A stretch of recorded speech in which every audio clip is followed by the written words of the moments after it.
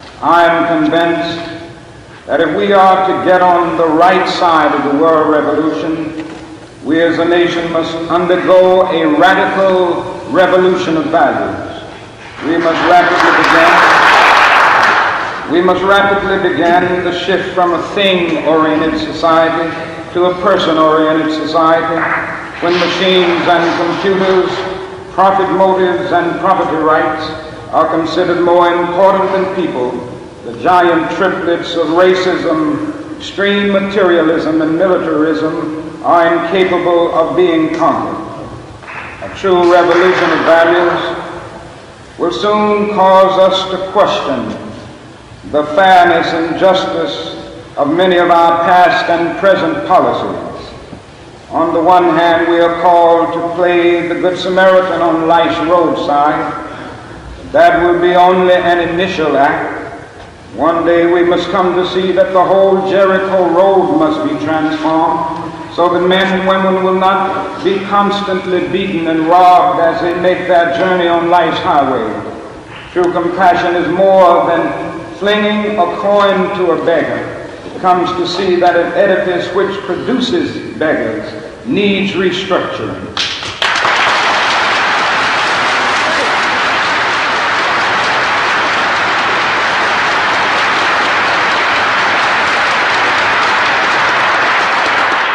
The revolution of values will soon look uneasily on the glaring contrast of poverty and wealth.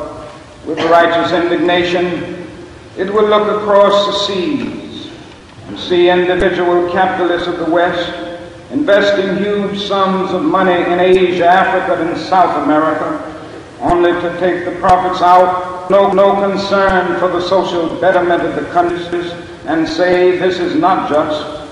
It will look at our alliance with the landed gentry of South America and say this is not just.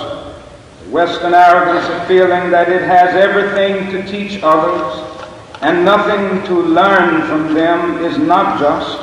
A true revolution of values will lay hand on the world order and say of war, this way of settling differences is not just. This business of burning human beings with napalm, filling our nation's homes with orphans and widows, of injecting poisonous drugs of hate into the veins of people's normal, sending men home from dark and bloody battlefields, physically handicapped and psychologically deranged, cannot be reconciled with wisdom, justice, and love. A nation that continues year after year to spend more money on military defense than on programs of social uplift is approaching spiritual death.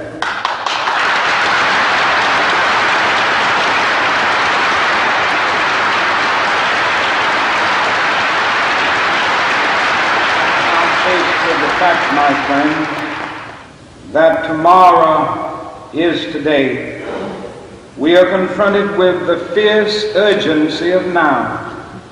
In this unfolding conundrum of life and history, there is such a thing as being too late. Procrastination is still the thief of time. Life often leaves us standing bare, naked, and dejected with a lost opportunity. The tide in the affairs of men does not remain at flood, it ebbs. We may cry out desperately for time to pause in her passage, but time is adamant to every plea and rushes on over the bleached bones and jumbled residues of numerous civilizations, written the pathetic words too late. That is an invisible book of life that faithfully records our vigilance or our neglect. Omar Khayyam's right to move in finger rights and having writ moves on. We still have a choice today, nonviolent coexistence, a violent co-annihilation. We must move past indecision to action. We must find new ways to speak for peace in Vietnam and justice throughout the developing world, a world that borders on our doors. If we do not act, we shall surely be dragged down the long, dark, and shameful corridors of time, reserved for those who possess power without compassion, might without morality, and strength without sight. Now let us begin. Now let us rededicate ourselves to the long and bitter but beautiful struggle for a new world. This is the calling of the sons of God, and our brothers wait eagerly for our response. Shall we say the odds are too great? Shall we tell them the struggle is too hard? Will our message be that the forces of American life militate against their rival as full men, and we send our deepest regrets?